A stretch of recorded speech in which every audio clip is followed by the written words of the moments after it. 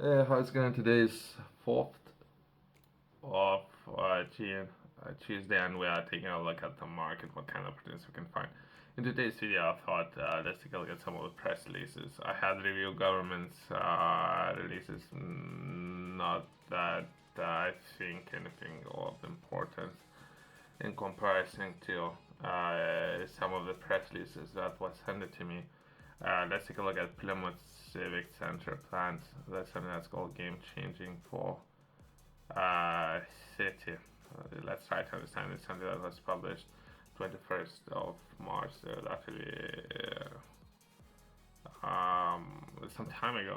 Okay, I thought it's a recent one, but either way.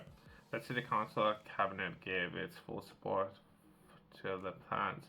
So let's try to understand it. I think I was Googling or I was looking for something and I find this article, so I thought I would review this since entire project and the way how they're looking to work with it. I'm very interested. I had to read a little bit of this article just to clear if it's actually what they're doing. Well, I haven't read the entire thing. So I thought might as well cover that in today's video. Let's delve deeper in trying to understand this entire project.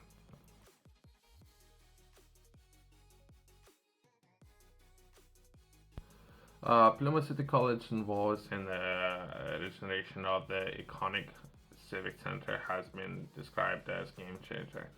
The college is planning a campus for a blue that would be potentially marine and green skills.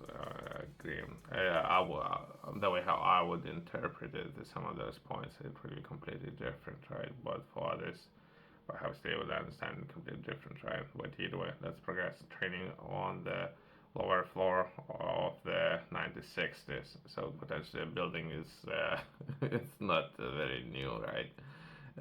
So we're taking a look at the building, which is potentially there for 60, just over 60 years, right? Modernist building, which at 14th floor high tower over the city. 14 floors of the building is standing in the primary location of the city, right? The city council, the cabinet gave its full support for authority to enter into lease with the college and to use 8.5 million of level up funding to start work converting the building.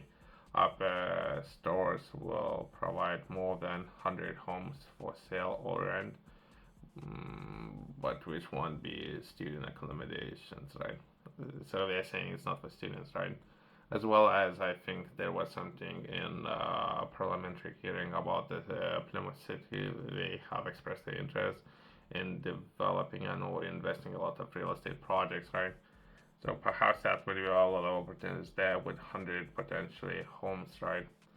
The council moved out of its former leaky and or cold office building 10 years ago and sold it to Manchester-based developer Urban Splash for £1, right? So that's a building that we are talking about, £1 building. I thought that's kind of interesting, but let's forget. But work had never began because of the claims about the complexities of the renovation. Cabinet members agreed this week to buy back the building for the same price. The partnership with the City College came after 18 months search for Devonport-based education providers to find the city center premises. So there's a companies and people buying this building for £1, right? Which is shocking to me. Okay, let's progress. So this is how much I have read to this point, right? So I thought let's cover it in more detail and everything what's happening.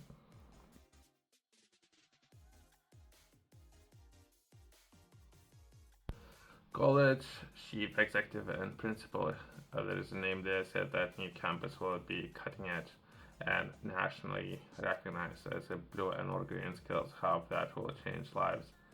As they themselves they mentioned, building itself, it's not for students as of now, right? I don't know why that's important, but let's regress. And give local residents a chance to attain higher level skills and or better paying jobs. 60 courses will span subjects such as engineering, maritime constructions, offshore wind, electric vehicles, and digital technologies, amongst others. Chair of the governors, there's a name there, let's skip names. We are investing in our own, putting Plymouth people first, that city on the utilized workforce in one of the biggest assets. Okay, so this is some of the statements that they are making, right, about the people and potentially development of future workforce, right? I don't know what will be sample piece of. We're talking about 10,000 people that are underutilized, right? And what kind of skills and what kind of jobs those people can be developed. Perhaps we will be able to unlock children in eyes of years 7, 8, and 09 and say we have a great opportunity for you in the heart of the city and really mean it. And it's not just young people, adult learning will be able to learn at the time that suits them. I don't know. So it's some of the statements been made, right?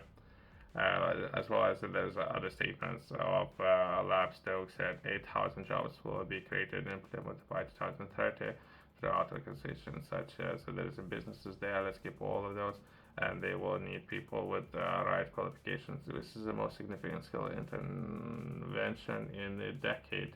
It will be a national center for excellence for blue and or green skills, a trailblazer.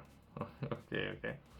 Deputy council leader. Okay, so there's a lot of statements made by a lot of people. I would prefer skipping all of those if I can.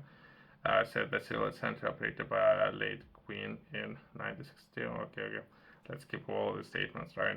City Center champion and now cabinet member of the. Okay, some more people. Okay, again, let's move on to the last bit, I guess, and let's go beyond that. It's quite important that the council steps in and the benefit goes to the taxpayers because ultimately they are paying for it.